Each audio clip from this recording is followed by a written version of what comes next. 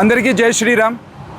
ఈరోజు ఒక ప్రధానమైనటువంటి అంశం మీద director board of school education director దగ్గర అన్ని హిందూ సంఘాల ఆధ్వర్యంలో హిందూ రాష్ట్ర సమన్వయ సమితి నేతృత్వంలో ఇక్కడ వచ్చి రిప్రజెంటేషన్ ఇవ్వడానికి వచ్చాము. ప్రధానమైనటువంటి అంశం నిజామాబాద్ జిల్లా ఆర్మూరు పెరికిట్లో భరత్ చంద్ర ఇంగ్లీష్ మీడియం స్కూల్లో ఉద్దేశపూర్వకంగా హిందూ పిల్లలకి ఉర్దూ నేర్పించడాన్ని మేము పూర్తిగా ఖండిస్తున్నాము. అలాంటి పని చేసినటువంటి ప్రిన్సిపల్, కరస్పాండెంట్, ఆ ఉపాధ్యాయురాలు ఎవరైతే ఉన్నారో వాళ్ళ మీద ఏదైతే ఎఫ్ఐఆర్ జరిగిందో దానికి అనుగుణంగా తొందరగా ఇమీడియట్ యాక్షన్ అనేటువంటి జరగాలి. కేవలం ఎఫ్ఐఆర్ చేసి పక్కన పెట్టడం అనేటువంటిది కాదు. ఇంకొకటి, ఆర్మూర్లో ఉన్నటువంటి హిందూ సమాజానికి నేను అభినందనలు తెలియజేస్తున్నాం. ఈరోజు వేల మంది రోడ్ల మీదకి వచ్చి ఈ ఒక అంశాన్ని ఖండించింది చాలా ప్రశంసనీయమైనటువంటి విషయము. ఇదే రకంగా హిందూ సమాజము స్పందిస్తే ఖచ్చితంగా ఇలాంటి ఒక దుశ్చర్యలు ఇక ముందు జరగవు. బంధువులారా, మనం ఈరోజు బయట వచ్చి పోరాటం చేయాల్సినటువంటి అవసరం ఉంది.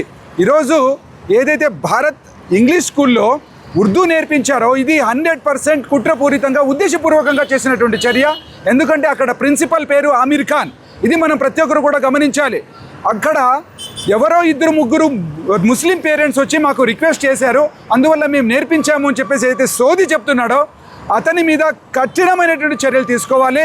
అలాగే హిందీ బోధించడానికి వచ్చినటువంటి ఉపాధ్యాయురాలు అక్కడ ఉర్దూ ఎలా బోధిస్తూ ఉంది, దాని మీద మీ ఏ ఒక కంట్రోల్ అనేటువంటిది లేదా?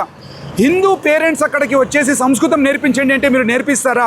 ఈరోజు దౌర్భాగ్యమైనటువంటి పరిస్థితి ఏంటంటే సెక్యులర్ భారతదేశంలో 80% హిందువులు ఉన్నప్పటికీ కూడా మన మెయిన్ స్ట్రీమ్ ఎడ్యుకేషన్లలో ఎక్కడ కూడా భగవద్గీతని కానీ సంస్కృతాన్ని కానీ మనము ఆధారంగా తీసుకొని మత బోధన చేయడానికి వీల్లేదు అనేటువంటి రూల్ ఉంది.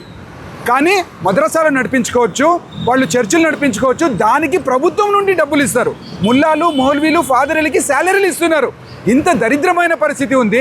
అది కాకుండా మళ్ళీ ఇప్పుడు స్కూల్లో కూడా ఉర్దూ నేర్పిస్తున్నారంటే ఎంత దౌర్భాగ్యమైన విషయము. దీన్ని పూర్తిగా ఖండిస్తున్నాము.